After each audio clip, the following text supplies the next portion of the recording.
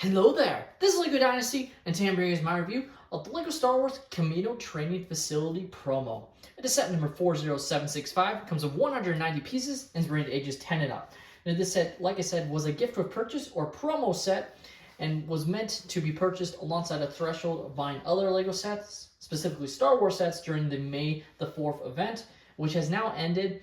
And basically you had to spend 160 US dollars or 210 Canadian dollars in order to get this promo for free. So it is definitely, in my opinion, off the top, one of the best LEGO Star Wars promos we have ever gotten. And it's definitely one of the best ones of the last few years, where I think we have gotten some pretty good ones, but this one to me is just so fun, so niche, but still so unique. And the fact we get 3 minifigures, yes, they are all the same, but 3 minifigures with the level of detail that we got, is just awesome to see. Now, without further ado, let's kick off this review, starting with the box.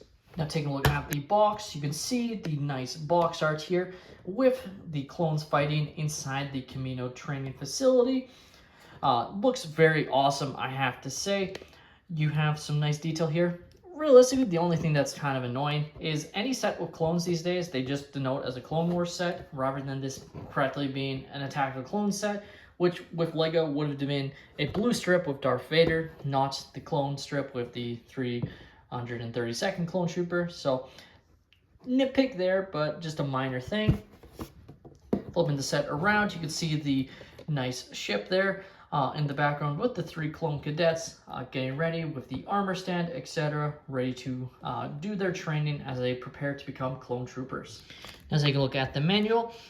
Being a free gift of purchase set, you do not get the QR code to scan the set and get free VIP points. Kind of makes sense, but would have been nice if they did do that so you could register your set and see all the sets you have officially. Or even if you didn't get your QR codes, if you even just got an ability to register your sets, because that's what the QR code does. Like, I really like that idea. Obviously, some people can use brick set, for instance, in order to keep track of it, but I think it would have been really smart of LEGO to see all, like, at the end of the day, the QR codes here are marketing tools, so they can see what sets you're getting and then can send you ads on, oh, there's new Star Wars sets, go buy them, and like I constantly get emails from LEGO saying, oh, here's a new Star Wars set, I think you'll be interested. And the reason they're doing that is because I've registered, the vast majority of my Star Wars collection on lego.com to get the free VIP points.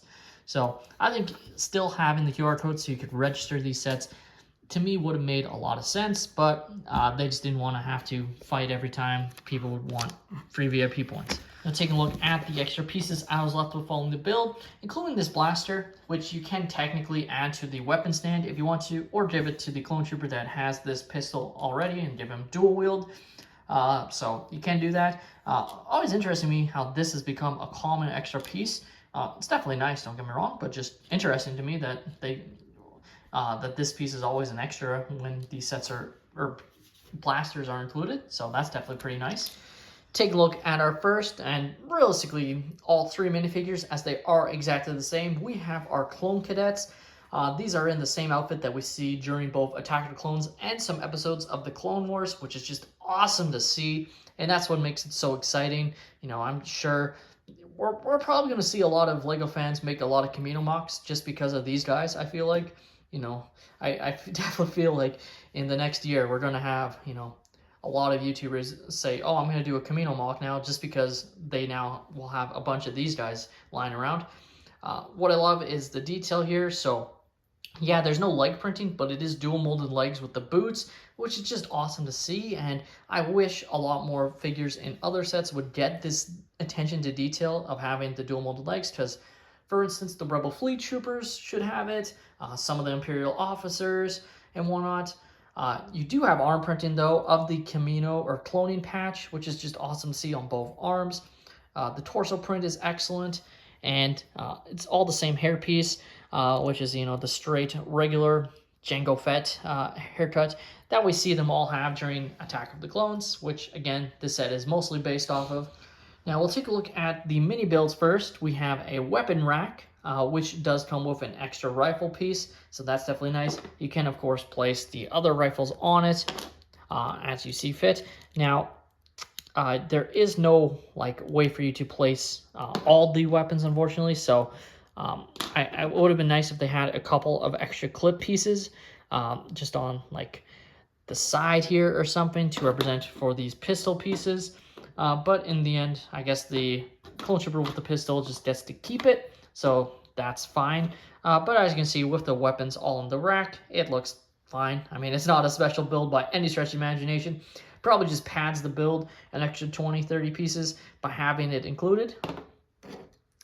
Next up, we have what I assume to be one of those automated weapon shooters. We see this sort of, like, I don't think this exact one, but we see something similar during the Clone Wars series with that arc of clone troopers that become Echo and Fives and their squad. So they are fighting, you know, automated weapons that are fighting off of these stands and whatnot. So it works okay. Again, just another build that I think they added. Like, this adds another 30-40 pieces to the set. Maybe not that many, but you get the gist. Rather than it only being the ship, being the K-8 Enforcer droid or shuttle that is actually seen during Attack of Clones and is also more seen during, I believe it was Battlefront 2 on the Kamino level, as you can, you know, fight on Kamino and see these ships flying around. Realistically, the only thing that makes me wish we got something else included in the set is a Kaminoan, just a regular Kaminoan, because that's who's supposed to be in here, not other clones, but that's just some leeway that the designers went with the set, and it still works. And I mean, if they had a Kaminoan, it frankly probably wouldn't fit. I don't have Tonwi nearby to check, but I'm pretty sure she would be too tall, and for the ship's design, it works. Now, the way these ships work or fly is like this is a propeller system, so it would fly around like this. Obviously, you can't display it like this, unfortunately. I almost wish instead of a weapon stand, we got a stand, like a built stand that could hold the setup, kind of like we got with ships like the mini or smaller Slave 1 set, etc. You know, sets like that that have their stands included. It's definitely nice little build though, and is very niche. Like, it's definitely a set we would have never gotten otherwise, or ship itself. It just never would have been built. And basically these ships are meant to, you know, monitor the clones from high above, and if they are misbehaving, they have stun cannons on them that they can fire, and that's what these weapons sort of are here, meant to be, where they fire off stun blast, etc. To basically stun the clones so they can send clones to either rehabilitation or honestly probably, you know, decommission them or put them in sanitation detail instead. The LEGO Kamino training facility to me is one of my favorite promos of all time. It's definitely up there. I really liked last year's droid carrier build, which was just a great promo as well, and I got a few of those. This one, though, really encouraged me to get a ton of these sets, you know, so much so when I was denied a promo at the LEGO store because they cut me off, I went and ordered those same sets online just so I could get the promo, and honestly, I haven't decided if I'm going to return those sets since I didn't have a promo, so I'm just going to get my money back or whatnot. Like, that's how much I like this promo set. I think the promo set is going to go very quickly. Like, it's already averaging $60 to $70 Canadian where I live on Marketplace, etc. And I just think that's going to climb, and I could see this promo being worth hundreds of dollars pretty quickly, if I'm being honest here, because I just don't see them ever doing a Kamino set that has clone cadets included. Like, I think these clones are going to stay completely exclusive set. Obviously, can always change. They could always decide to do something with Kamino and have these clone cadets included, but I just don't see it happening.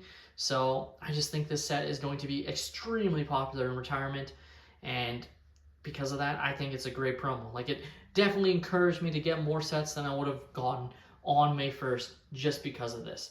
So let me know your thoughts on this Kamino training facility promo. Are you guys a fan of this? Do you think this was a good promo this year, or do you think it was, you know, not the best? Like, just let me know. Please like and subscribe if you have enjoyed, and have a great day, everyone.